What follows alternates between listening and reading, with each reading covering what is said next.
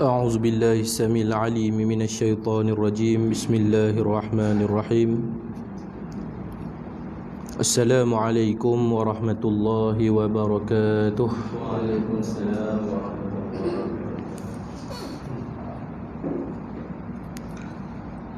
الحمد لله رب العالمين الحمد لله الذي هدانا لهذا وما كنا لنهتدي لولا أن هدانا الله. أشهد أن لا إله إلا الله وحده لا شريك له وأشهد أن محمدا عبده ورسوله. اللهم صل على سيدنا ونبينا وحبيبنا وشفيعنا وقرة أعيننا وقدوتنا محمد بن عبد الله الأمين وعلى آله وصحبه ومن تبعهم بإحسان إلى يوم الدين. قال سبحانك لا علم لنا إلا ما علمتنا إنك أنت العليم الحكيم. قال رب اشرح لي صدري ويسر لي أمري واحلل عقدة من لساني يفقه قولي. اللهم افتح علينا حكمتك وانشر علينا من خزائن رحمتك يا أرحم الراحمين. اللهم نور قلوبنا بنور هدايتك كما نورت الأرض بنور شمسك أبدا أبدا برحمتك يا أرحم الراحمين. ربي زدنا علما وارزقنا فهما آمين اللهم آمين. قال الله تعالى في القرآن الكريم أعوذ بالله من الشيطان الرجيم فاصبر على ما يقولون وسبح بحمد ربك قبل طلوع الشمس وقبل غروبها ومن آناء الليل فسبح وأطراف النهار لعلك ترضى. صدق الله العظيم. أيها المستمع الكرام اتقوا الله أوصيكم وإياي بتقوى الله. Muslimin, muslimat, mukminin, mukminat, ayah-ayah, ibu-ibu yang saya kasihi sekalian, mudah-mudahan semua yang berada di dalam majlis ilmu ni Allah ampunkan dosa kita. Amin. Allah tetapkan iman kita sehingga ke akhir hayat kita. Amin. Allahumma a'inna ala dhikrika wa syukrika wa husni ibadatik. Jazallahu anna sayyidana Muhammadan abduhu wa ma huwa ahluh. Apa khabar ayah-ayah, ibu-ibu yang dirahmati Allah, semua sihat bakar? Mudah-mudahan kita sentiasa berada di dalam rahmat, lindungan, pemeliharaan, kasih sayang Allah Subhanahu wa taala. Tuan-tuan yang dimuliakan Allah, kita di surau Al-Muhaimin menggunakan kitab 40 hadis penawar bagi hati. Dan malam ni kita sudah pun berada pada hadis yang ke-21. Tu pun dah 2 bulan ke 3 bulan ke lebih ya. Memang tak habis pun malam ni, panjang, setiap tajuk tu panjang tuan-tuan. Dan sebelum kita nak memulakan pengajian kitab ni, suka saya nak memperingatkan diri saya dan kita semua sebagai umat Islam yang beriman kepada Allah Subhanahu wa taala dan bertakwa tentang adanya hari kebangkitan, bertakwa tentang adanya hari pembalasan, bertakwa tentang adanya syurga dan neraka. Sudah menjadi kewajipan untuk sama-sama kita jaga diri kita, iaitu menjaga hati kita daripada terjebak dengan segala sifat-sifat yang tercela. Seperti mana sifat-sifat yang tidak patut ada pada diri satu orang Islam, iaitu sifat dengki, iri hati, sifat putus asa, sombong, riak dan sebagainya. Tapi tuan-tuan yang dimuliakan Allah Subhanahu wa taala, dalam urusan nak jaga hati bukan satu benda yang senang. Ni kita cerita pasal hati kan, baca kitab tentang hati. Kerana hati manusia ini sifat dia berbolak-balik. Bukti dia tuan-tuan, dulu di zaman Nabi SAW ada satu orang sahabat, nama sahabat ni Hanzalah. Siapa tak kenal Hanzalah? Hanzalah tuan-tuan yang dirahmati Allah, satu hari dia balik rumah selepas daripada dia belajar dengan Nabi SAW. Dia jumpa Abu Bakar, dia kata, "Ya Abu Bakrin, sesungguhnya nafaqa Hanzalah. Hanzalah ni dah jadi orang yang munafik." Bila Abu Bakar dengar benda ni tuan-tuan, dia panjangkan benda ni sampai kepada Nabi SAW. Bila berita ni sampai kepada Rasulullah, maka Rasulullah pun panggil Hanzalah. Nabi tanya kepada Hanzalah, "Ya Hanzalah, pasal apa tujuan dan apa yang menyebabkan kamu mengatakan nafaqa Hanzalah, sesungguhnya Hanzalah ni dah jadi orang yang munafik?" Lalu dia kata ke Rasulullah, "Macam mana ya Rasulullah, aku tak kata aku ni orang yang munafik. Sedangkan baru tadi saja duduk dalam majlis ilmu kamu cerita tentang syurga, seolah-olah aku berasa tak mau dah buat jahat dalam dunia ni dan rasa nak pulun buat benda baik sebanyak mungkin untuk segera aku masuk ke dalam syurga. Tadi juga ketika mana dalam kelas pengajian, kata Hanzalah, engkau menceritakan tentang neraka, menyebabkan aku takut ya Rasulullah tentang azab api neraka. Tetapi sebaik sahaja aku pulang ke rumah ya Rasulullah, sudah pun aku lupakan semua tu. Ketika aku berada di sisi isteri dan anak-anakku," ni hadis tuan-tuan "masa aku tengah duduk dengan isteri dan anak-anak aku boleh bergelak, aku boleh seronok. Sedangkan tadi baru aku teringat dalam hidup tak akan ada sesekali gelak tawa melainkan tangisan kerana takutkan azab api neraka Allah. Hak tu yang aku kata nafaqa Hanzalah, aku ni adalah dari kalangan orang yang munafik." Nabi pun kata kepada Hanzalah, "Ya Hanzalah, al-imanu yazid wa yanqus."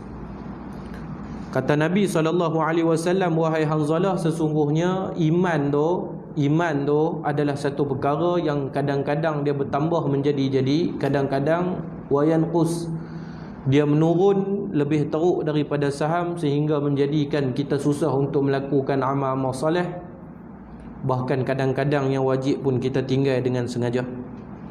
Jadi muslimin yang dirahmati Allah, orang yang tetap berusaha menjaga hatinya supaya sentiasa bersih, agar tidak kotor daripada segala sifat-sifat penyakit-penyakit yang keji dan tercela, maka orang ini sentiasa berada di dalam rahmat dan naungan Allah. Kerana Nabi SAW bersabda di dalam sepotong hadis riwayat daripada Imam Bukhari dan Muslim, muttafaqun alaih, kata Nabi, hadis yang masyhur lah, "Ketahuilah bahawa sesungguhnya di dalam jasad manusia itu ada segumpal daging. Maka apabila elok daging tersebut, maka eloklah keseluruhan jasad tersebut. Tetapi apabila rosak daging tersebut, maka rosaklah keseluruhan jasad tersebut." Maka kata Nabi SAW, itulah yang dinamakan dengan hati. Bulan sudah saya bagi dah satu tips. Tiap-tiap bulan nak bagi satu tips lah. Dah hadis 21 dah ni. Kita kena ada perubahan tuan-tuan dalam hidup, perubahan untuk jadi orang yang baik. Bulan sudah saya bagi satu tips macam mana nak jaga hati. Abi ingat lagi be? Iaitu firman Allah daripada surah Al-Isra pada ayat yang ke-36, kata Allah, "Wala takhfu ma laysa laka bihi ilm." Ini cerita bulan sudah. Hati kena jaga tuan. Badan kita jaga, sakit bawa pergi hospital. Badan kita jaga, naik jerawat kita beli ubat, naik kudir kita beli ubat, naik mata ikan, kita pergi beli plaster mata ikan, macam-macam lah badan ni kita jaga, sedangkan hati kita tak jaga habis. Tuan-tuan ingat baik, rosak cacat anggota badan ni tuan-tuan, ibadat masih diterima. Ni kita hari ni kudung jari tak ada satu, semayang sah tak? Sah. Kita hari ni gigi tak ada, bertabung habis gigi ni, habis umur 70 tak dan sampai 70, bertabung habis gigi tak ada sebatang pun, baca makhraj pun lingkup habis. Sah dah ibadat kita? Sah tuan-tuan. Allah terima ibadat kita. Kita semayang tuan-tuan dalam keadaan satu bisui duduk di pungkuk kita, di paha kita, tu dia besar lagu tu. Sah tak semayang kita? Sah, diterima oleh Allah. Tapi tuan-tuan ingat, apabila kita tidak menjaga hati, dalam hati tak naik bisui, dalam hati tak ada luka-luka yang kita sebut, tetapi apabila hati ada sifat dengki, sifat sombong, sifat riak, maka sehingga hari kematian kita Allah tak pandang dan tak terima ibadat kita. Ingat baik tuan, biarlah jasad yang tidak sempurna melakukan ketaatan asalkan hati itu bersih, tetapi sekiranya jasad ini sempurna, pencuci muka harga RM70, kasut harga RM85, jubah yang dia pakai semayang harga RM300, minyak wangi yang dia pakai main semayang harga RM1000 tuan-tuan. Tapi rosak hati dia, Allah Ta'ala tolak tuan-tuan segala amalan-amalan yang dia lakukan. Jadi dalam urusan nak jaga hati, bulan sudah kita sebut wala taqfu ma laysa laka bihi ilm. Allah bagi ingat manusia, jangan kamu bercakap benda-benda yang tidak ada di dalam ilmu pengetahuan kamu. Innas sam'a wal basara wal fuada kullu ulaika kana anhu mas'ula. Allah sebut sesungguhnya telinga yang Allah bagi, innas sam'a telinga dulu, wal basar mata dulu, dan Allah sebut yang ketiga wal fuad hati yang kami bagi kepada kamu, kullu ulaika kana anhu mas'ula. Semua ni Tuhan akan tanya besok tentang apa yang kamu dengar, tentang apa yang kamu lihat, dan tentang apa yang berada di dalam hati kamu.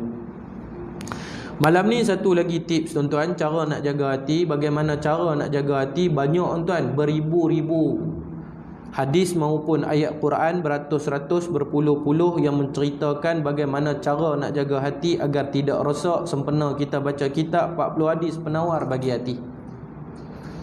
Yang kedua, cara nak jaga hati muslimin yang dirahmati Allah Subhanahu wa taala, iaitu Nabi sallallahu alaihi wasallam menjelaskan kepada kita supaya sentiasa berzikir kepada Allah. Ayat Quran yang saya bacakan pada mukaddimah tadi merupakan firman Allah daripada surah Taha ayat yang ke-130, surah yang ke-20, juzuk yang ke-16. Tuan-tuan dengar baik-baik apa kata Allah. Fasbir ala ma yaquluna wasabbih bihamdi rabbika qabla tulu'i syamsi wa qabla ghurubiha. وَمِنْ آنَاءِ اللَّيْلِ فَسَبِّحْ وَأَطْرَافَ النَّهَارِ لَعَلَّكَ تَرْضَى. Kata Allah, bersabarlah kamu wahai Muhammad. Ingat tuan-tuan, hidup atas dunia ni penuh dengan ujian dan cabaran. Sakit hati dengan manusia ni benda yang biasa. Sakit hati dengan isteri, sakit hati dengan anak-anak, sakit hati dengan jiran, sakit hati dengan kawan yang main semayang. Tuan-tuan, bukan tuan-tuan saja sakit hati, Nabi pun berasa hati. Nabi pun berasa hati. Nabi berasa hati kepada Bani Abdul Hashim apabila Nabi berdakwah, dia tolak dakwah Nabi. Tapi berasa hati Nabi tak menyebabkan Nabi putus asa. Lalu Allah kata kepada Nabi, fasbir ala ma yaquluna wasabbih bihamdi rabbik. Oleh itu bersabarlah kamu wahai Muhammad akan apa yang menimpa mereka. Lalu kata Nabi sallallahu alaihi wasallam, Allah berfirman kepada aku, qabla tulu'i syamsi wa qabla ghurubiha, dan beribadatlah kamu memuji Allah sebelum daripada terbit matahari dan sebelum daripada terbenam matahari. Tuan-tuan, Allah sebutlah ayat Quran ni cara macam mana nak tenang hati. Cara nak tenang hati, satu daripada dia Allah suruh sabar. Sabar saja tuan-tuan tak cukup. Perisai itu untuk kita hilangkan kata-kata cacian perbuatan orang tadi. Sabar. Kita katalah diri kita sabar nak buat macam mana, tapi hati ni hati kita ni kosong. Tuan-tuan mengaji kitab, matan Ummu Barahin Al-Imam As-Sanusi menyebut di dalam kitab itu, manusia ni tuan-tuan dalam hidup dia ada 3 jenis bisikan. Ni mukadimah lah.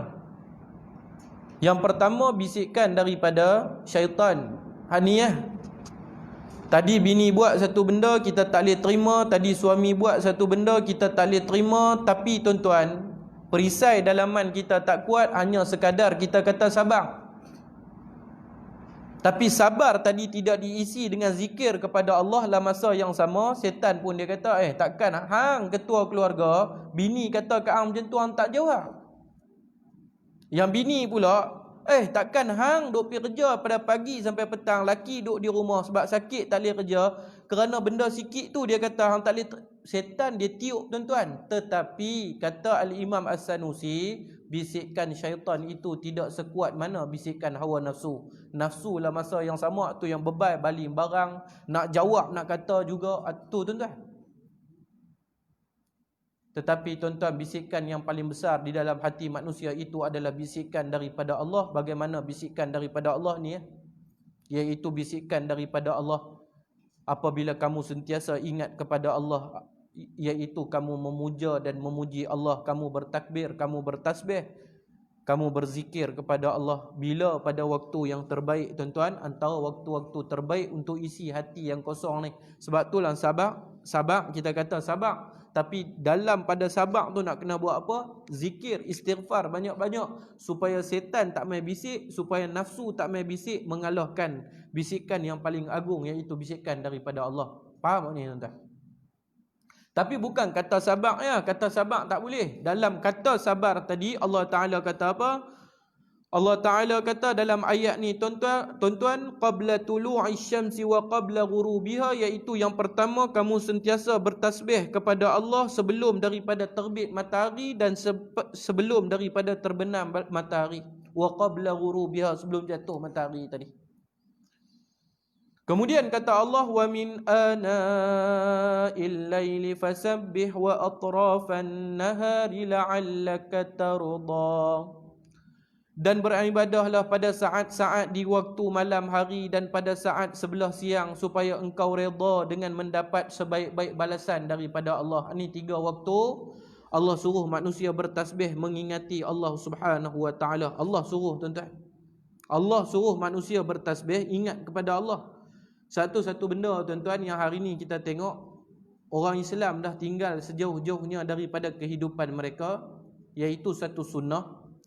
Yang mana kata para sahabat, kami tengok setiap pagi tuan-tuan, sebelum daripada terbit matahari, selepas Nabi bangun daripada tidur, selepas beberapa amalan Nabi buat, selepas daripada semayang subuh, Rasulullah sallallahu alaihi wasallam habis daripada semayang subuh, Nabi akan baca satu doa selepas pada bagi salam. Saya percaya tuan-tuan, doa ini merupakan sunnatun qaimah, sunnah yang semakin hari semakin ditinggalkan, sunnah yang semakin hari semakin pupus, dibunuh dengan kejam oleh umat Nabi Muhammad sallallahu alaihi wasallam pada tahun 2020 ni. Tapi masing-masing nampak kemas, nampak betul, nampak bagus. Orang tu salah, orang ni salah, maki orang tu, maki orang ni. Sebenarnya kita lah pembunuh bersiri yang kejam, yang malam ni kita nak cerita tajuk tu. Apa doa yang Nabi baca? Selepas daripada Nabi bagi salam, kata para sahabat, kami dengar Nabi baca 3 doa maqasid. Allahumma inni as'aluka ilman nafi'a wa rizqan tayyiba wa amalan mutaqabbala. Yang mana hari ni tahun 2020 ramai orang meninggalkan amalan ni dengan sengaja. Dalam doa ini ada 3 maqasid. Allahumma inni as'aluka ilman nafi'a. Pasal apa hari ni belajar susah untuk beramal? Catat berlambak-lambak, daripada satu pen ke satu pen, daripada satu buku ke satu buku, daripada satu guru kepada satu guru, daripada satu kitab kepada satu kitab, tapi hidup tak pernah berubah. Jawapan dia senang saja, kerana kita tak berusaha untuk ubah diri kita, dan dalam masa yang sama tak baca pun doa ni. Allahumma inni as'aluka ilman nafi'a. Ya Allah, kurniakanlah kepadaku ilmu yang bermanfaat. Siapa yang jamin tuan-tuan apabila tuan-tuan belajar setiap malam, tuan-tuan boleh beramal? Siapa jamin? Maqasid yang kedua, Allahumma inni as'aluka ilman nafi'a wa rizqan tayyiba. Kerana susah sempitnya hidup manusia daripada satu kerja, buat part time tu, buat part time ni, yang haram pun buat, yang makruh pun buat, yang mubah pun buat, benda-benda yang tak patut dia buat pun dia buat. Satu Nabi ajak pagi-pagi sebelum mula kehidupan baca doa ni. Maqasid yang kedua, wa rizqan tayyiba. Kurniakanlah kepada kami rezeki yang baik ya Allah.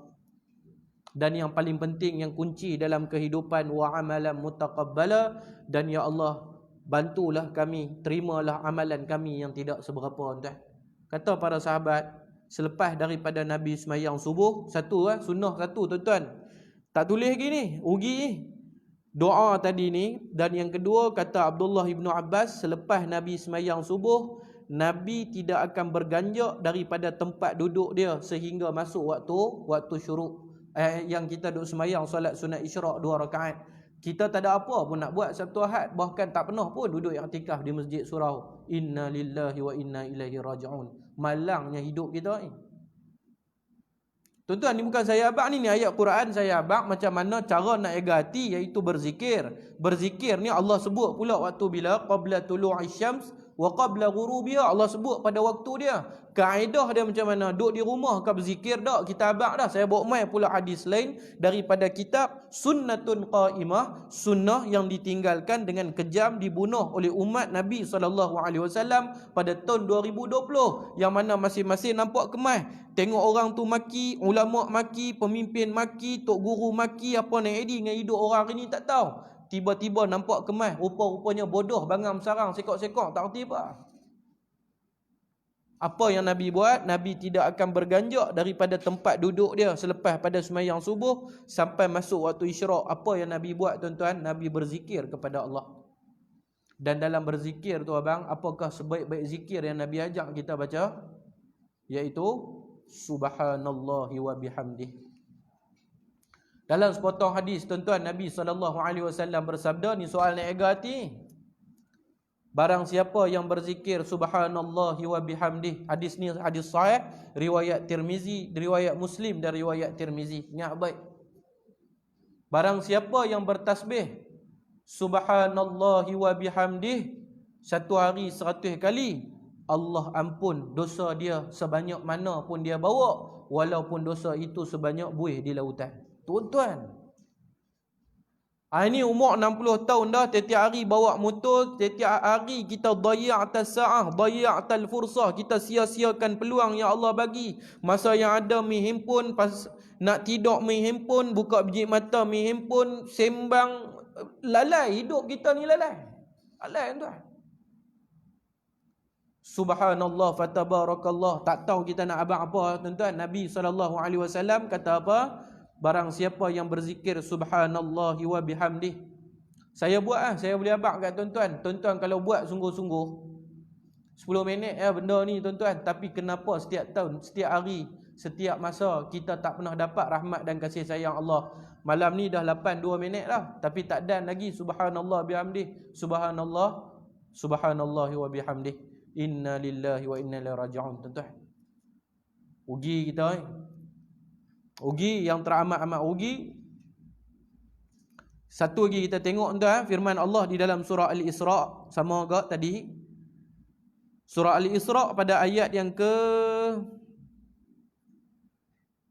44. Kata Allah Subhanahu wa taala, a'udzu billahi minasyaitonir rajim.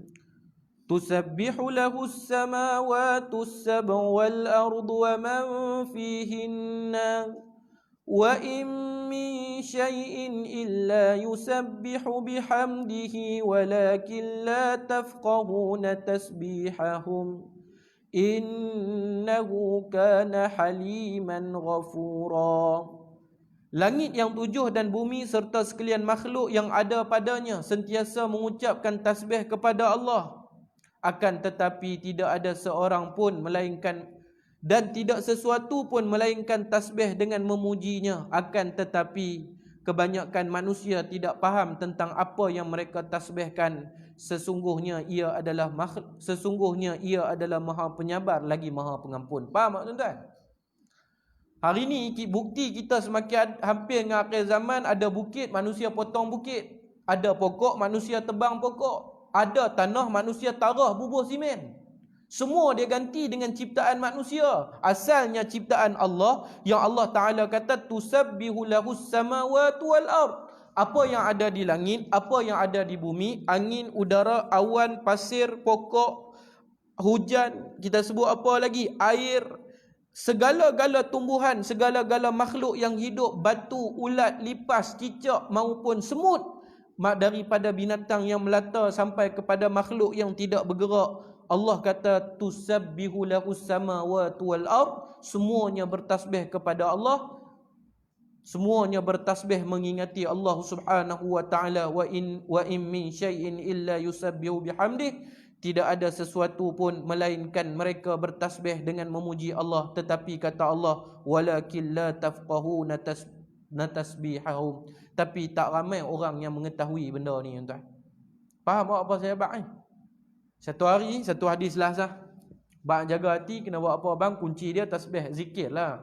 Sebaik-baik zikir, subhanallah wa bihamdihi, subhanallahil azim. Tapi yang saya sebut, yang lagi ringkas dalam hadis yang lain, Nabi kata siapa yang sebut subhanallah wa bihamdihi 100 kali satu hari, Allah ampun dosa dia sebanyak mungkin, walaupun dosa dia sebanyak buih di lautan. Nak abang kat tuan-tuan, hari ni buat 100 dosa kecil, besok buat lagi 100 dosa kecil. Bukan sengaja, tak sengaja ni. Sengaja tu lain cerita, tak sengaja punya dosa-dosa kecil tu buat. Allah berjanji siapa yang ucapkan perkataan subhanallah wa bihamdih di atas lidah Nabi SAW, makhluk yang paling Allah cinta dan kasih, walaupun tiap hari buih di laut tu tak pernah kering, begitulah tiap hari Allah tak pernah jemu untuk ampun dosa dia. Tuan-tuan, satu hari bila Nabi sebut benda ni, Rasulullah pun genggam pasir. Hadis ni masyhur kan, orang mengaji biasa dengar kan, Nabi genggam pasir. Orang KL kata pasir kan, Nabi genggam pasir, tuan-tuan. Bila Nabi SAW genggam pasir, Nabi buka tangan dia, terkejut sahabat yang duduk keliling Nabi. Siapa duduk keliling Nabi? Abu Bakar, Umar, Osman, Ali dan beberapa sahabat-sahabat yang lain. Semua sahabat besar-besar ni dalam baca ayat Quran ni duduk keliling Nabi. Nabi kata semua makhluk ni bertasbih. Tuan-tuan, macam mana tuan-tuan fikir? Semut ni bertasbih ke? Kucing kat rumah aku ni rasa duk bunyi miau-miau, tak tahu lapak ke, tasbih ke apa? Nabi bila abang lagu tu, sahabat tertanya-tanya, cuma tak cakap. Allah Ta'ala bagi Nabi tahu, depan sahabat Nabi genggam, satu genggam pasir, Nabi buka tangan dia. Kemudian tuan-tuan, alangkah terkejutnya sahabat bila sahabat semua dengar pasir yang Nabi genggam tadi sebut subhanallah wa bihamdih. Tuan-tuan, ni bukan hadis memang ni hadis sahih ni. Kemudian Nabi tutup balik tapak tangan dia, Nabi minta tangan Abu Bakar, Nabi lepas pasir tu di atas tangan Abu Bakar pun buka tangan dia. Bila Abu Bakar buka tangan dia, dia genggam tangan dia, kemudian dia bawa mai dekat, dia buka tapak tangan dia, terkejut dia dengar dengan telinga dia sendiri, pasir tu bertasbih di atas tangan dia. Sagi Abu Bakar pula genggam tangan dia, dia bawa pergi kat tangan Umar, dia lepas pasir tu di atas tangan Umar. Sekali lagi, bila Umar bawa tangan tu mai dekat, dia buka, terkejut Umar. Mukjizat Nabi, pasir tu berzikir, Nabi dengar. Hinanya kita tuan-tuan berjalan di atas pasir, semayang pun tidak. Hinanya kita hari ni tuan-tuan berjalan di atas muka bumi Allah, belagak sombong, I am professor, I am doctor, I am somebody, I am public figure. Punya hina dan teruknya kita ni tuan-tuan. Allahu Akbar. Lah kali genggam, buh tangan Osman, habis tangan Osman, sama juga bila Osman bawa mai dengar. Pi genggam pula, pi bagi kat tangan Sayyidina Ali bawa mai, pasir tu tak zikir dah tuan-tuan. Tak, jangan tanya pula siapa pasir tu tak zikir dah. Wallahu a'lam. Tak tahu tuan, tak tahu. Muslimin, mukminin yang dirahmati Allah, sebab tu kalau kita belajar sirah, panjang kalau saya cerita ni tak habis. Mukadimah je 8-7 minit ni. Sayyidina Ali tuan-tuan, di antara gelaran yang Nabi bagi kat dia apa? Abu Turab. Pasal apa Abu Turab abi? Pasal Sayyidina Ali dia suka berguling dengan badan dia di atas pasir.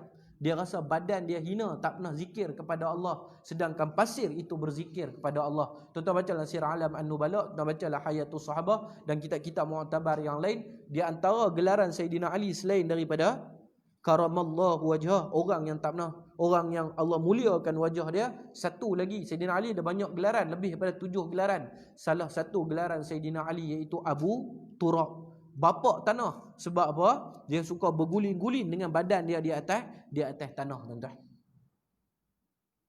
Muslimin mukminin yang dirahmati Allah Subhanahu wa taala, buatlah tuan-tuan, buatlah tumpang ada rezeki kan. Sebab manusia ni sifat dia lalai, leka. Sebab tu yang tu lah, yang itulah yang kita nak kata, setiap kali kita diberi ruang dan peluang oleh Allah, setiap kali tu kita sia-siakan ruang dan peluang tu. Sama tuan-tuan kan, kita balik daripada Penang pergi ke KL, daripada Penang pergi ke KL, kita pasang lagu, kita dengar benda-benda yang tak ada manfaat. Tuan-tuan tahu, daripada Penang sampai ke KL tuan-tuan, kalau betul-betul kita berzikir sepanjang perjalanan, lebih daripada 7,000 kali kita boleh berzikir, tuan-tuan. Tuan-tuan buatlah dulu, tuan-tuan buat dulu, baru tuan-tuan tahu. Kalau hanya sekadar dengar, kita tak buat, kita tak tahu, kita pun tak sedar. La ilaha illallah. Nak zikir 1000 pun payah nak mampu. Rupa-rupanya duk bawa kereta sambil radio pasang enggak, tapi telinga kita bukan duk dengar radio tu.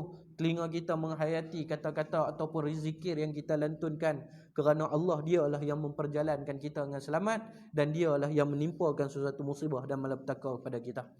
Yang tuan, yang kedua saya bagi kat tuan-tuan cara nak jaga hati, iaitu memperbanyakkan zikir kepada Allah. Wallahu a'lam. Kita sambung lagi kitab pengajian kita malam ni. Kita berada pada hadis yang ke-21. Allahu akbar.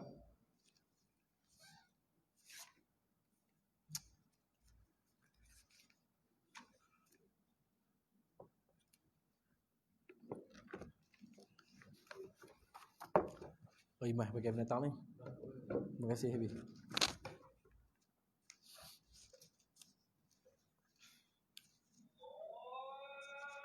Sana. 3 minit lagi.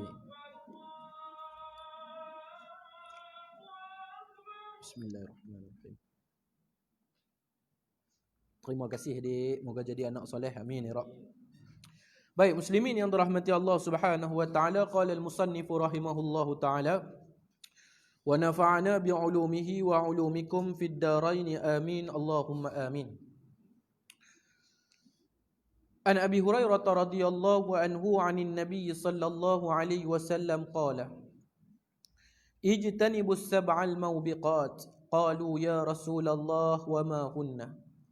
Qala asyirku billah was-sihru wa qatlun nafsi allati harramallahu illa bil haqq wa aklur riba wa aklu malil yatim wat tawalli yawmaz zahfi وخذف المحصنات المؤمنات الغافلات أو كما قال متفق عليه. Kita baca sama-sama tuan-tuan.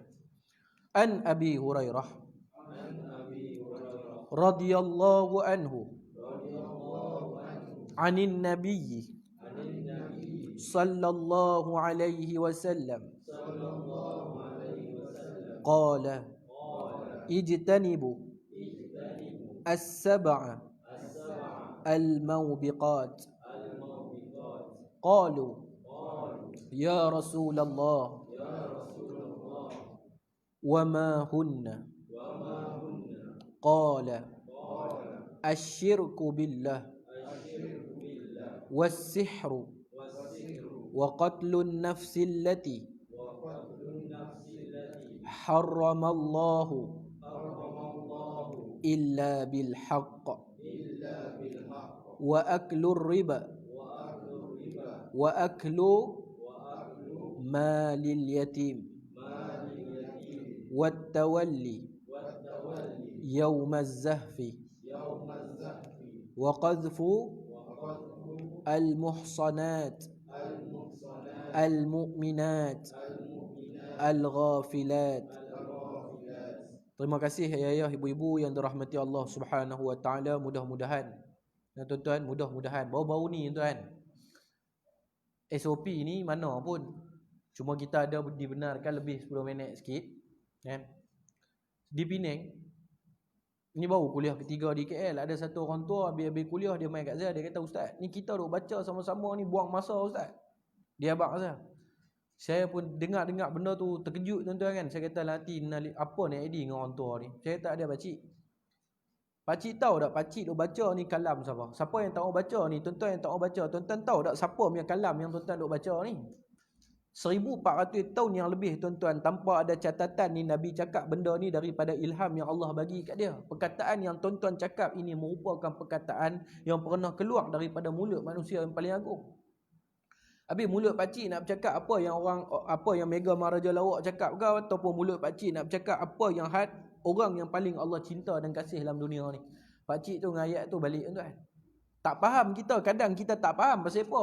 Pasal apa saya suruh baca ni? Nak suruh tuan-tuan saja baca, tuan-tuan tak baca. Quran pun tuan-tuan tak baca, apatah lagi hadis. Sebab tu tujuan kita dalam masa yang sama kita belajar.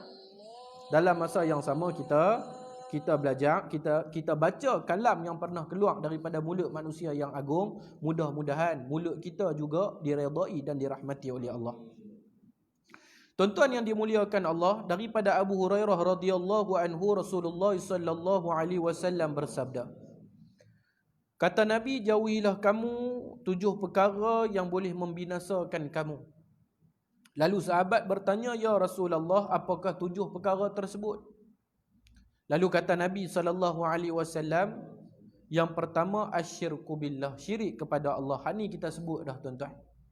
Apa sahaja dosa yang kita buat dalam dunia ni, insya-Allah Allah Taala sudi untuk mengampunkan kita. Samalah dalam tarbiyah, kita tengok Islam mengajar kita untuk didik anak-anak daripada kecil supaya kenal apa yang dimaksudkan dengan syirik kepada Allah. Satu orang manusia yang biasa, nama dia Luqmanul Hakim, Allah rakamkan kisah dia dalam Quran. Dia kata ke anak dia, ya bunayya la tusyrik billah. Ni tuan-tuan tengok kaedah yang Luqman ajak ke anak dia, tuan-tuan ambil konsep tu, ajak ke anak tuan-tuan selamat. Satu apa dia? Ya bunayya la tusyrik billah. Anak, abang, adik, angah, alung, ibu nak bagi tahu sepatah, ingat baik-baik dalam dunia ni apa pun tak apa, tapi ingat jangan sesekali mempersekutukan Allah. Mempersekutukan Allah kita abang dah tuan-tuan. Kita sayang kepada satu makhluk sama seperti mana kita sayang kepada Allah, itu sudah dikira sebagai syirik kepada Allah. Abang sayang kat Umi, ya abang sayang kat Umi, tapi ingat satu hari Umi mati juga. Tapi sayanglah kepada Allah kerana dia Rabbul Alamin, Jalla Jalaluhu wa Kamaluh. Umi manusia biasa, kadang-kadang marah, kadang-kadang pukul, kadang-kadang tengking abang. Tapi ingat baik-baik, Allah Ta'ala tak akan pernah marah, tak akan pernah tengking abang, walau apa pun yang abang buat, selagi mana abang mentaati segala suruhan dan meninggalkan segala larangannya. Yang kedua tuan-tuan, syirik kepada Allah cara ringkas apa dia tuan-tuan? Syirik kepada Allah iaitu kita menaruh harapan kepada satu makhluk sama macam kita taruh harapan sama kepada Rabbul Alamin, Tuhan yang menciptakan kita. Tuan-tuan, manusia bila susah dia sanggup buat benda ni. Program korban yang saya buat tu tuan-tuan kan, ada satu surau, mereka ni dahsyat lah, memang support gila-gila surau Taman Kota Ceras ni. Di surau saja berapa, bukan unit wakaf tuan-tuan, satu perigi, lembu berapa puluh ekor, kambing berapa puluh ekor. Geng-geng ni dahsyat lah. Ketua dia ni mualaf. Sampai dia advertise benda tu dalam tabung Yayasan Selangor.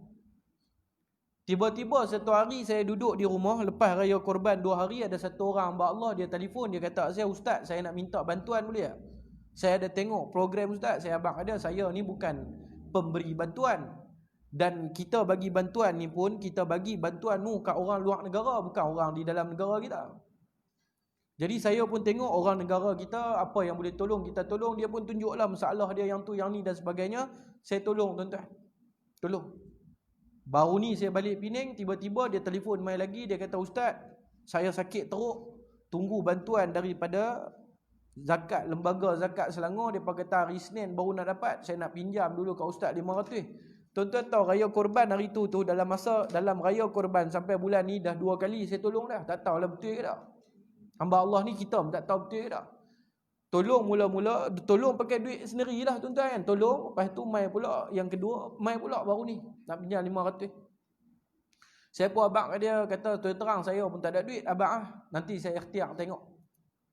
Dia kata apa tuan-tuan? Saya harap sangat-sangatlah kat ustaz, kalau ustaz tak tolong saya mati. Tu dia tuan-tuan.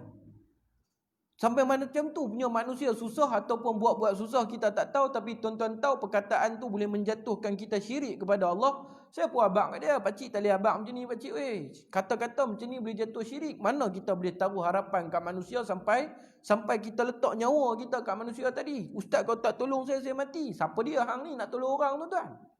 Faham tak akidah kita? Hang ni yang kata kita letak harapan kepada makhluk sama macam kita letak harapan ke Allah. Tuan-tuan, dan yang ketiganya kata para ulama, banyak lagi tapi tiga aja sekadar peringatan. Di antara yang dikatakan asyirku billah, bila mana kita memohon kepada seseorang, permohonan itu sama kita minta kepada Allah Ta'ala.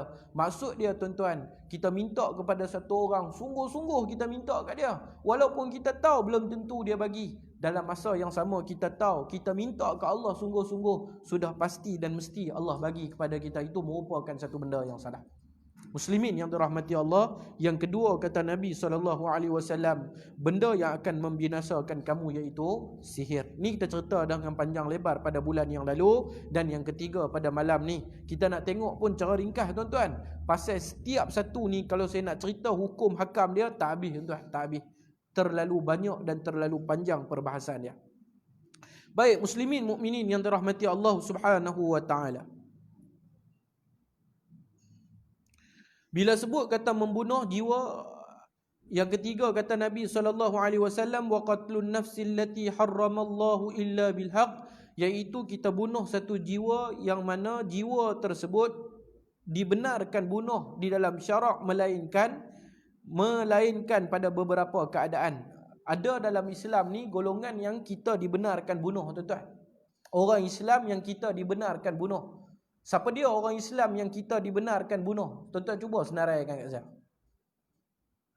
Yang tu kita cerita last lagi ya. Kita cerita yang first kali, iaitu kata Nabi SAW, di antara dosa besar yang Allah Ta'ala tidak ampunkan. Tuan-tuan, ni kat sini ada satu benda yang tuan-tuan kena faham. Para ulama berbeza pendapat tentang dosa bunuh orang.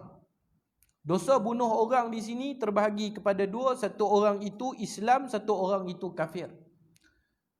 Kalau orang kafir tuan-tuan yang kita bunuh tadi ni adalah orang kafir yang duduk di bawah naungan kerajaan Islam, yang berbai'ah kepada kerajaan Islam, yang bayar ufti ataupun jizyah kepada kerajaan Islam, tuan dengar baik, tuan-tuan bunuh dia dengan sengaja, bukan pada waktu dia, maka Nabi SAW menyebut haram untuk kita masuk ke dalam syurga selama-lamanya. Nabi sebut.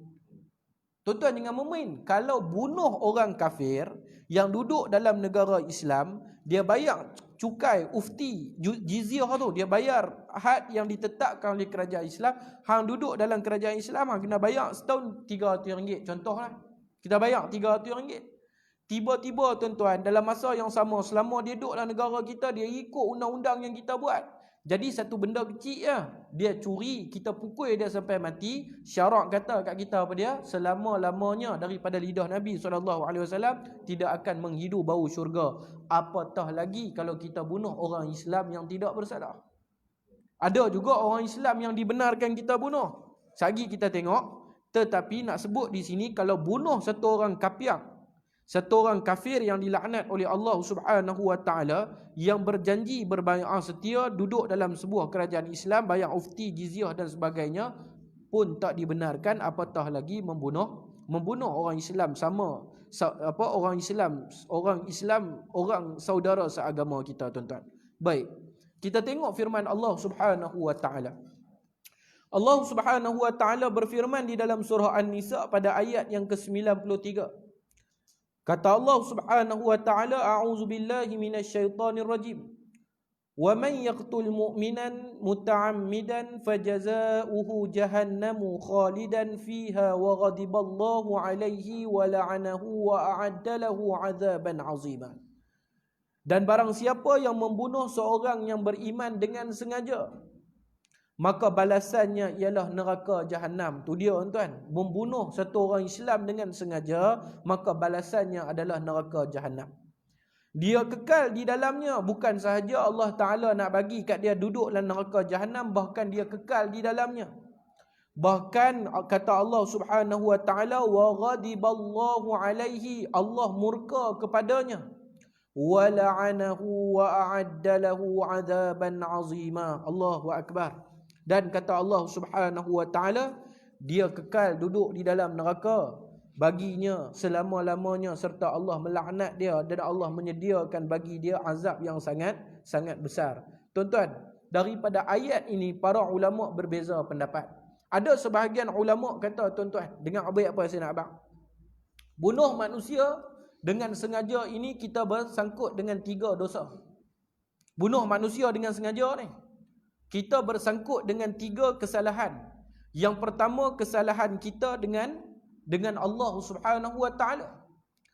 Ketika mana Yahudi tak boleh nak makan cekak dengan Nabi SAW, mereka pergi tanya kepada Yahudi, minta maaf. Ketika mana Quraisy tak boleh nak makan cekak dengan Nabi SAW, mereka pergi ke Madinah, mereka hantar cerdik pandai ke Madinah untuk tanya kepada ahli kitab, apakah soalan yang kami boleh tanya untuk bunuh Abang Muhammad ni, untuk bagi Muhammad tak boleh berhujah dengan kami.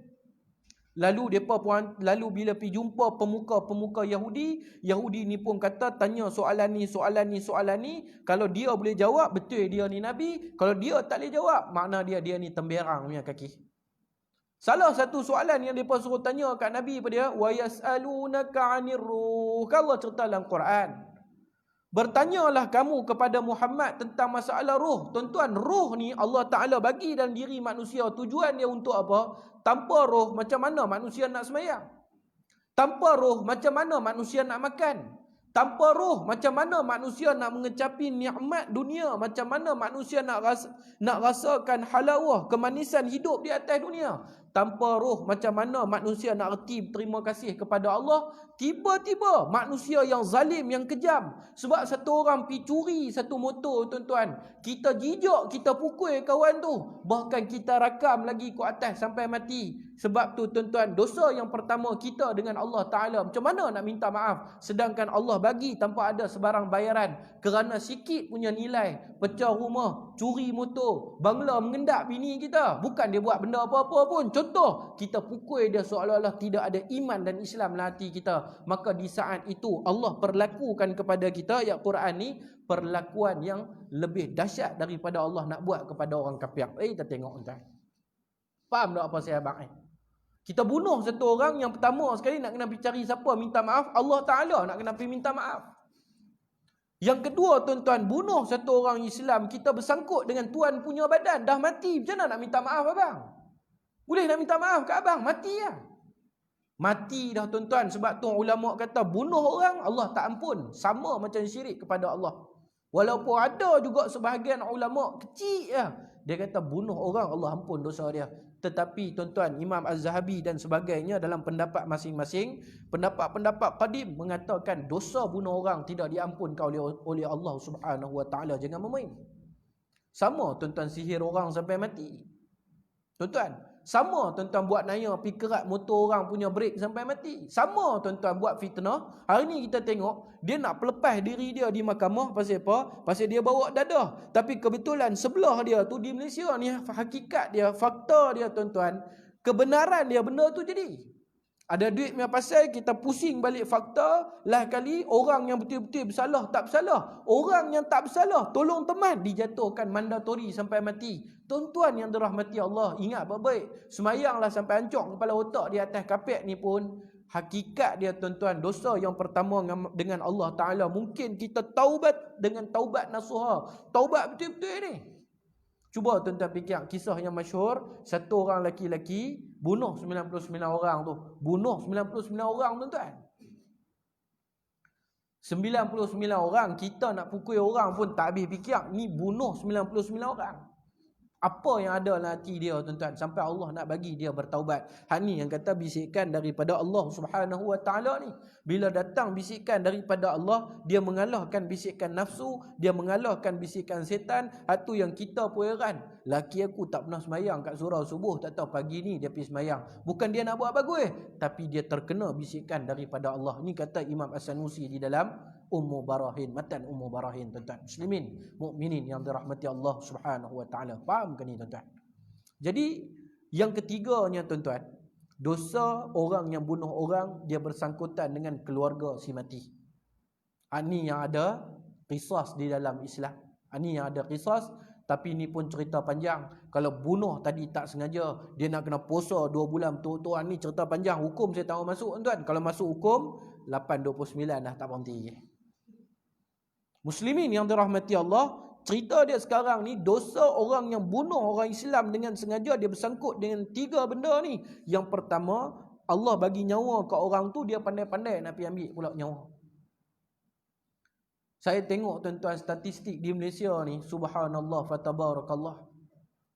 Di Malaysia tuan-tuan ada beberapa kes pembunuhan yang sangat kejam. Yang paling famous tahun 1993, kes Mona Fendi ya. Oi, dahsyat tuan-tuan. Baru tadi saya pun baca, lama ni kita dengar cerita Mona Fendi, kita tak tahu macam mana kejamnya dia ni. Daripada satu penyanyi tukar jadi perawat alternatif, dengan suami dia pun jadi pembantu dia. Ada pula satu orang pembantu, siapa yang minta tolong dia? Ahli Parlimen Temerloh, Pahang kan? Pahang minta tolong dia. Dia nak jadi satu orang yang berpolitik yang berjaya. Janji apa? Aku boleh tolong hang nak bagi tangkai yang dipakai oleh Soeharto ke satu ketika dahulu tuan-tuan. Sejarah dia ni.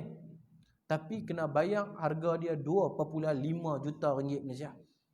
500,000 bagi cash satu malam, suruh Mazlan kan nama dia, saya pun tak ingat dah kan.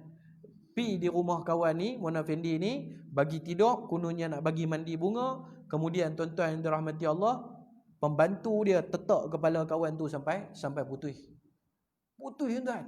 Kemudian khatam 18. Kita duduk, kita fikir orang ni ada iman ke dalam hati dia nak buat benda ni. Tahun 2014, satu lagi kes pembunuhan kejam di Malaysia, di Pulau Kendi, di Pulau Pinang. 2 minggu mayat satu orang perempuan terapung tanpa kepala. Seorang pun tak berani pi. Tahun 2014. Tak lama mana tuan-tuan, baru lagi. Di Pulau Kendi, Pulau Pinang. Antara top 10 pembunuhan kejam di Malaysia ni.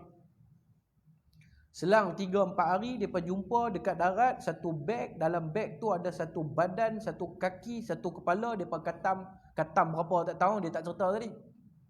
2 orang perempuan mati, satu kepala dia tak jumpa. Satu kepala dia, tangan dia. Tuan-tuan tahu dia bawa dalam beg apa? Beg luggage yang kita duk pergi umrah tu. Beg luggage. Sampai polis yang incas kes tu, dia kata, ini adalah pembunuhan yang paling kejam yang selama saya berkhidmat saya jumpa benda ni. Banyak lagi tuan-tuan. Tu kita tak sebut lagi term berapa? 17. Tahun 17 lebih di Malaysia juga. Ayah orang Indonesia dia bunuh habis. Dia jual tanah dia. Dia jual tanah dia RM200 tu. Sampai 11 orang dia tikam dalam kereta api tanah Melayu sebelum dia nak balik pergi ke Indonesia. Orang Lombok atau cerita panjang.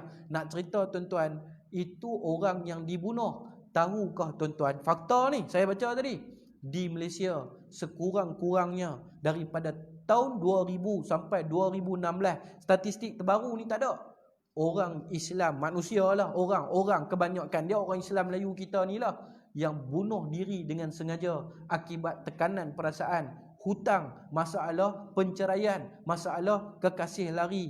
Satu hari 7 orang tuan-tuan. Setahun berapa ramai? Setahun berapa ramai? Muslimin, mukminin yang dirahmati dan diberkati Allah Subhanahu wa taala. Jadi Allah bagi ancaman orang Islam, punca bunuh diri ni, punca bunuh orang Islam ni sebab apa? Sebab dendam, sebab sakit hati, sebab tak boleh terima kenyataan. Tuan-tuan, Islam tak ajak kita macam mana yang kita tengok orang kita sikit-sikit pukul teruk-teruk ni, tak ada. Tak ada beza di antara Islam. Kan kita tengok hari ni trend di Malaysia. Dapat tangkap satu pencuri, londeh bagi telanjang duduk tepi jalan, sama macam ajaran-ajaran jahiliyah. Pada zaman-zaman dahulu, kawan tubuh penerajang, bahkan yang lagi sedih kita tengok Pak Haji lebay duduk atas kepala, balik surau tak tahu apa-apa, mai bos siku 14 satu kat kepala kawan tu. Tak rapla jingga tuan-tuan.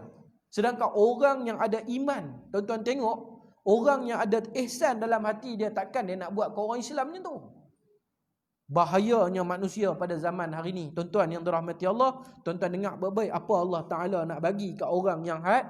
Apa balasan Allah Ta'ala kepada orang yang bunuh orang Islam dengan sengaja? Kata Allah Subhanahu Wa Ta'ala, ayat yang kita baca tadi, وَمَنْ يَقْتُلْ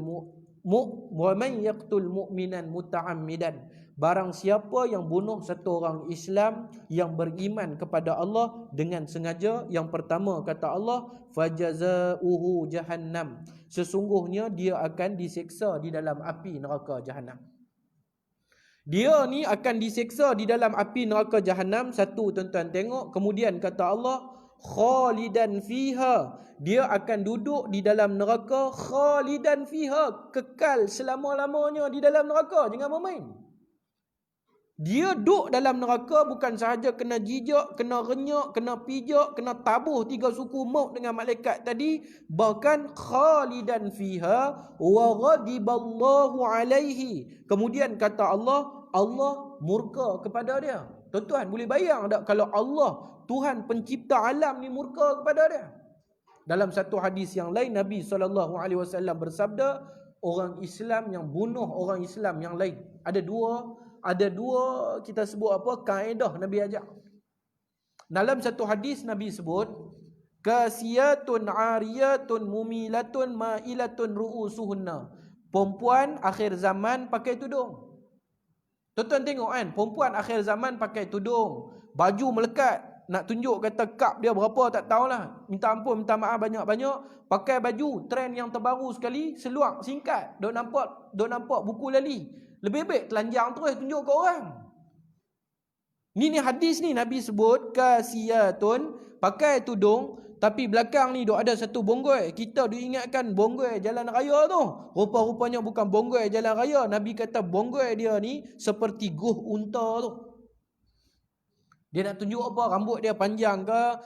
Tak tahulah apa maksud dia tu, tak tahu. Tapi nak abad akhir zaman, tudung harga 300, tapi tudung tu yang nak bawa dia masuk neraka. Anak kita pakai tudung, kita seronok. Kita dengar anak kita beli tudung. Berapa Angah beli tudung? Angah beli tudung raya tak mahal pun, mak, 400 setengah aja. Tapi sekali tengok tang tu terbuka, tang ni terbuka, kita tanya, ni hang beli tudung nak pergi cepat masuk neraka ke hang nak pergi cepat masuk syurga?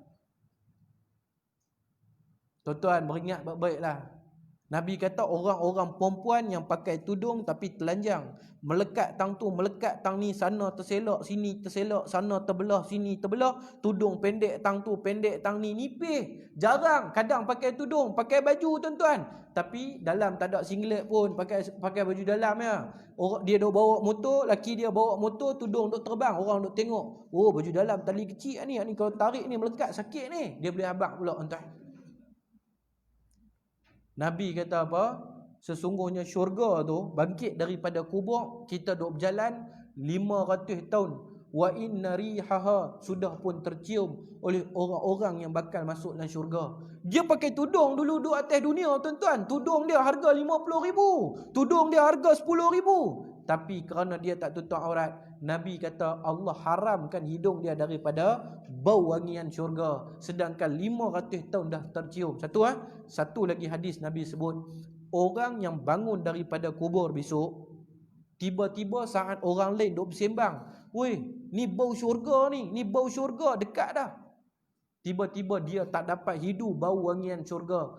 Ini adalah orang yang atas dunia dulu dia hidup, dia bunuh satu orang Islam yang lain. Mampus dia tuan-tuan. Allah Ta'ala kata apa? Wa ghadiballahu alaihi, sesungguhnya Allah murka kepada dia. Bukan sahaja Allah murka kepada dia, wala'anahu wa a'addalahu, kemudian Allah Ta'ala laknat dia. Tuan-tuan jangan memain. Yang keempat, bukan sahaja Allah murka dia, Allah laknat dia. Mak kita murka kita, dia kata hang pi keluar bang, aku tak boleh pandang muka hang. Tak apa lagi, dia kata hang pi keluar bang, mudah-mudahan hang jadi batu kat luar. Jadi sungguh tuan-tuan, hak ni nak abang, Allah bukan sahaja murka, bahkan Allah laknat dia. Bila Allah sebut laknat, tuan-tuan ingat baik-baik bila Allah sebut laknat, makna dia orang ni tidak ada kebahagiaan, tidak ada kasih sayang. Semua benda yang dia buat dalam dunia ni pasti tidak mendatangkan kebaikan. Semua bala dan malapetaka untuk dia. Bahaya tuan-tuan, bunuh orang ni. Bunuh orang ni bahaya. Jangan bermain. Kemudian kata Allah, wa a'addalahu 'adzaban 'azima, sesungguhnya Allah bukan sahaja benda tu, Allah menyediakan azab yang besar bagi dia. Satu ya, last sebelum berhenti ni. Banyak kalau nak cerita ni. Tuan-tuan Imam Az-Zahabi dalam mensyarahkan berkenaan dengan kabair dzunub, dosa-dosa besar ni, ada 37 muka surat bab bunuh orang Islam. Tapi saya bukan nak cerita hukum, nak habaq punca hati rosak salah satu dia kerana dendam, dengki, yang tu yang ni dan sebagainya, sehingga berlaku benda-benda yang mengundang kemurkaan Allah. Salah satunya iaitu bunuh orang. Allah kata yang terakhir apa? Wala'anahu wa'addalahu azaban alima. Orang kita berjalan abang, orang baling satu batu kena kat muka, sakit abang? Sakit tak tuan-tuan? Kita hari ni tuan-tuan, Tosa kata baling batu, kita hari ni dahaga nak mampus ni. Kalau orang utara dia cakap dahaga nak mampus ni. Dia pun balik rumah dia abang dahaga nak mampus, dia mau ayak suam. Air suam tu lah. Bini dia bukan buat main ayak suam, buat main ayak menggelegak, minum nak terbakar lidah-lidah. Tuan-tuan, Allah Ta'ala kata wa a'addalahu azaban azima. Macam saya kata tadi, kalau balin satu batu sakit, tuan-tuan tahu tak batu di dalam neraka tu betapa dahsyatnya? Dahsyat tu tak dahsyat lagi. Cuba tuan-tuan bayang, Nabi sebut orang yang nak masuk dalam neraka, dia nanti jatuh daripada sirat, setara dia nak sampai ke neraka, dia ni nanti duduk di kerak api neraka ni, pembunuh ni. Nabi kata tara dia nak sampai berapa lama abang? 1,000 tahun perjalanan. Tuan-tuan bayang, dia duk kena salai 1,000 tahun baru duk berjalan nak pergi ke neraka. Dia nak duduk dalam neraka bila? Selama-lamanya. Kata Allah, khalidan fiha. Selama-lamanya dia duduk dalam neraka. Kalau kita kata dalam neraka ada macam-macam bentuk azab, paling kecil punya azab lah. Paling kecil punya azab apa dia? Balin batu kena kat muka, sakit tak? Kalau dalam neraka bukan balin satu batu tuan-tuan, sebesar-besar batu akan dia baling di dalam neraka. Nabi sebut satu manusia Allah hina dia apabila dia nak dimasukkan di dalam neraka, Allah tukar tubuh badan dia tuan-tuan, kulit dia saja tebal 83 hastah. Pasal apa Nabi sebut macam tu? Bukankah lagi besar tubuh badan manusia, lagi banyak sakit dia rasa? Kecil macam lidi macam ni tuan-tuan, sakit sikit-sikit je lah. Tapi dok mai sekok-sekok kita tengok adik-beradik buffalo, tahu buffalo? Adik-beradik bison tu. Bison punya adik-beradik ni kena tang tu sakit kepala ya, tapi tak boleh bangkit macam nak mampus mengerang. Kita tengok hang pasal apa? Sakit kepala dia abang, tapi sakit kaki, tapi hang sakit apa sebenarnya? Sakit kepala dia kata, tapi tak tahu nak cerita lah, dia nyut-nyut kepala tu, kaki pun rasa sikit, tangan pasal apa? Pasal gedebak sangat. Nabi bagi ingat orang yang nak masuk neraka ni, muslimin yang dirahmati Allah Subhanahu wa taala, kulit dia saja tebal 83 hastah. Besar badan dia tuan-tuan, daripada Mekah berjalan pi ke Madinah. Berapa ratus kilometer tu tuan-tuan? 3 jam lebih, 4 jam punya perjalanan. Nabi sebut kalau satu orang yang sihat menunggang kuda yang kuat, muda, dia naik kuda daripada Mekah nak pergi ke Madinah 4 hari paling cepat. Bukan 4 jam. Pening pergi KL 4 jam tuan-tuan. Kebas jubuk-jubuk habis. 10 kali berhenti nak terkencing. Macam-macam minyak duk standby tepi tu. Mengantuk Ustaz tenyih minyak tu. Mengantuk Ustaz ambil wig tu boh tang hidung. Tuan-tuan, bukan 4 jam. Nabi kata perjalanan ni, bukan Nabi kata, minta maaf saya silap. Ahli sirah duk kaji ni, zaman Rasulullah nak sebut kata perkiraan jarak perjalanan daripada Mekah ke Madinah tu, perkiraan zaman ni ke zaman Nabi. Kalau zaman Rasulullah naik di perang Uhud tu tuan-tuan, ahli-ahli kaji ni, kalau depa naik kuda tu kuat, sihat dan ditunggang oleh satu orang muda daripada Mekah nak pergi ke Madinah, paling cepat 4 hari. Tapi kalau kuda tu sihat, ditunggang oleh orang muda, tapi dia berjalan secara kumpulan, seminggu hingga ke 11 hari tempoh dia. Tu yang saya nak kata apa? Jarak badan, besar badan orang nak masuk neraka daripada Mekah pergi ke Madinah. Tapi tuan-tuan boleh faham tak? Mekah ke Madinah ni perkiraan apa yang dikira oleh Nabi di dalam perkatakan hadis tu. Naik kereta ke? Naik motor ke? Kalau 4 hari punya perjalanan, besar mana menatang tu sekok-sekok nak masuk neraka tuan-tuan. Dan yang terakhir sekali muslimin yang dirahmati Allah, hadis ni hujung dia Nabi kata apa? Hadis ni hujung dia Rasulullah sallallahu alaihi wasallam kata, allati harramallahu illa bil haq, melainkan orang yang dibenarkan dibunuh di dalam syarak. Dalam Islam tuan-tuan ada 3 golongan yang kita boleh bunuh dia. Ni tuan-tuan boleh bunuh dia. Tapi walau bagaimanapun negara kita tidak melaksanakan undang-undang hudud. Kita terpaksa ikut apa yang telah diputuskan oleh mahkamah untuk satu-satu hal perkara berkenaan dengan membunuh. Yang pertama sekali, golongan yang kita boleh bunuh dia tuan-tuan, iaitu satu orang yang membunuh satu orang yang lain dengan sengaja. Macam zaman lah ni kita tengok apa dia? Mabuk tu tuan-tuan. Mabuk. Saja cerita sikit kat tuan-tuan kan. 5 minit boleh berhenti tuan-tuan.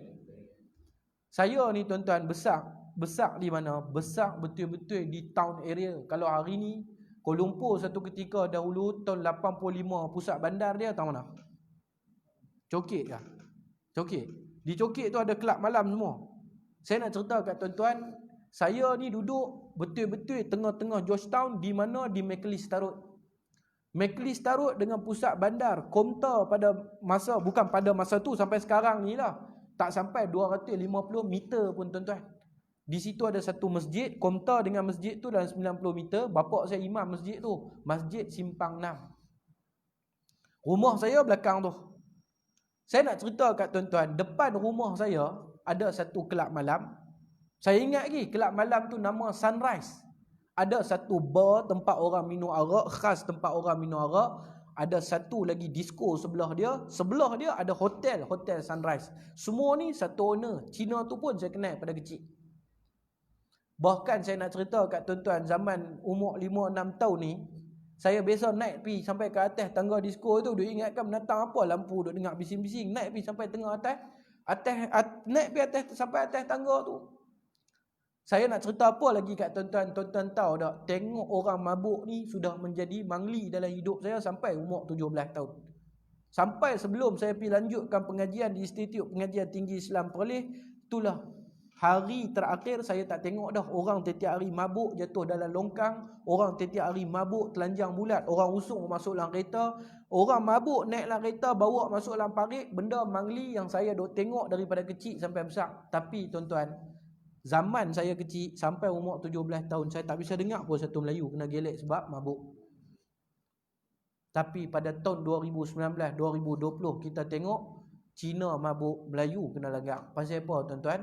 Jawapan dia, saya punya conclusion sendiri, saya punya khulasah sendiri, kerana ini adalah satu bala kepada orang Melayu yang rasa selamat duduk di Malaysia. Sampai kita dapat pemimpin yang bagi RM30 pun kita maki, dapat pemimpin bagi RM1000 pun kita maki, ulama pun kita maki, ulama pun kita fitnah. Ni bala paling besar orang Melayu duk terima hari ni.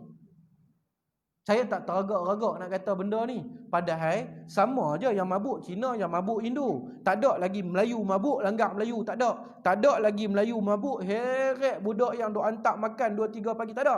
Yang mabuk Cina, yang mabuk Hindu, tapi yang kena gelek Melayu. Bukan sebab Melayu ramai. Saya sebut dah detail perjalanan hidup saya. Tuan-tuan, wallahi Allah saksi atas saya cakap apa ni. Dari kecil saya tengok orang mabuk ni biasa. Bahkan pernah ayah saya ajak mengaji satu pagi baru habis tuan-tuan. Orang ramai di rumah. Bahkan pernah satu Cina mabuk, dia bagi kat saya dengan beg duit, dengan handbag, dengan kunci kereta. Pasal kerana saya baru 7 tahun tak tahu nak buat apa, saya tak curi benda tu.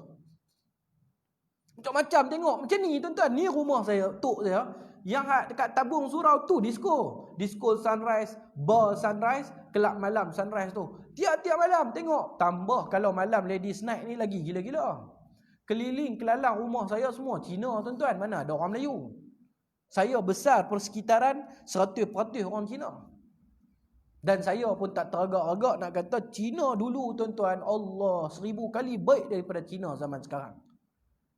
Dan bila tengok balik benda ni, saya punya conclusion, saya cakap kat sahabat-sahabat, tak tahulah hampa hidup persekitaran hampa macam mana, tapi aku punya pendapat, yang ni aku nak abang, ini bala kepada orang Melayu Islam yang duduk di Malaysia, yang rasa selamat. Semua orang kita main maki tuan-tuan, tak gila ke hari ni? Dapat pemimpin baik kita maki, dapat ulama jaga bahagian agama kita maki. Apa hal dengan orang Islam hari ni tuan-tuan? Muslimin yang dirahmati Allah, ingat baik-baik, satu orang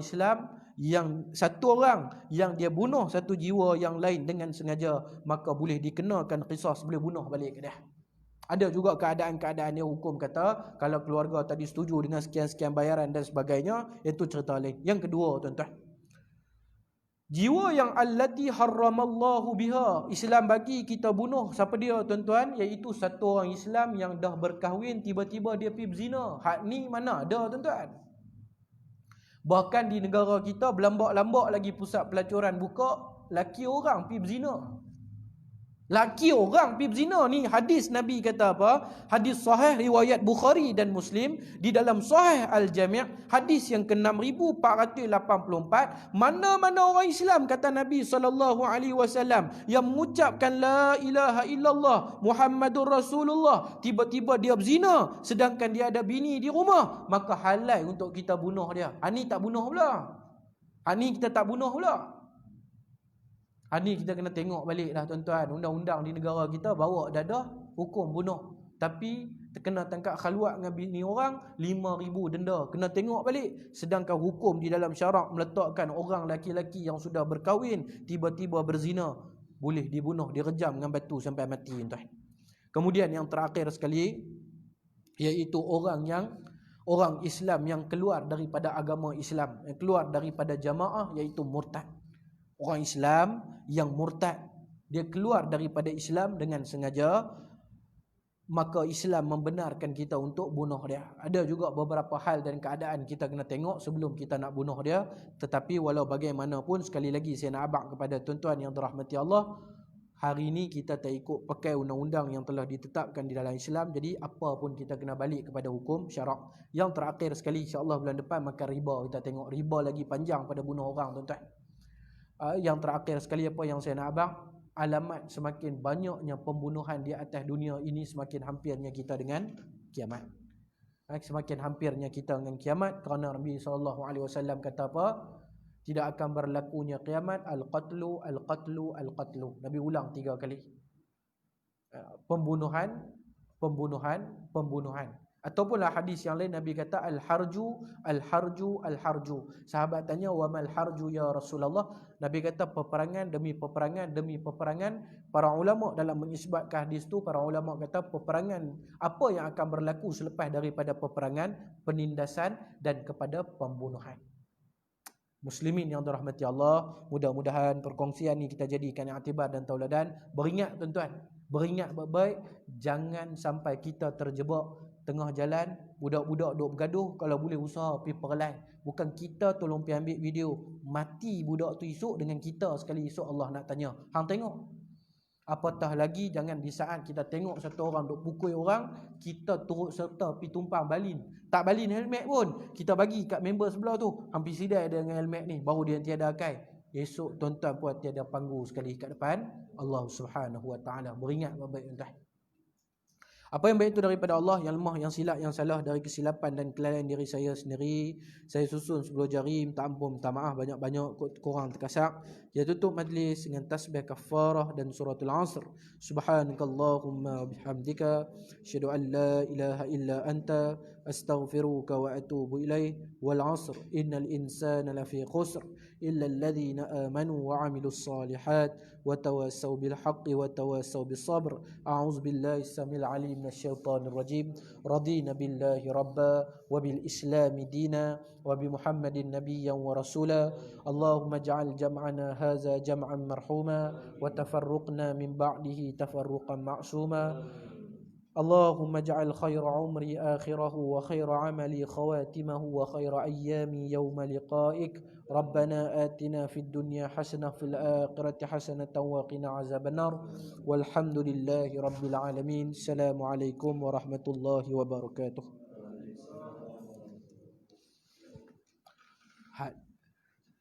Had ni bukan 10 minit dah habis. Had ni bukan 10 minit dah. Okey, tak apa. Kalau tak apa saya okey ya. Kalau tahu tadi panjang sikit.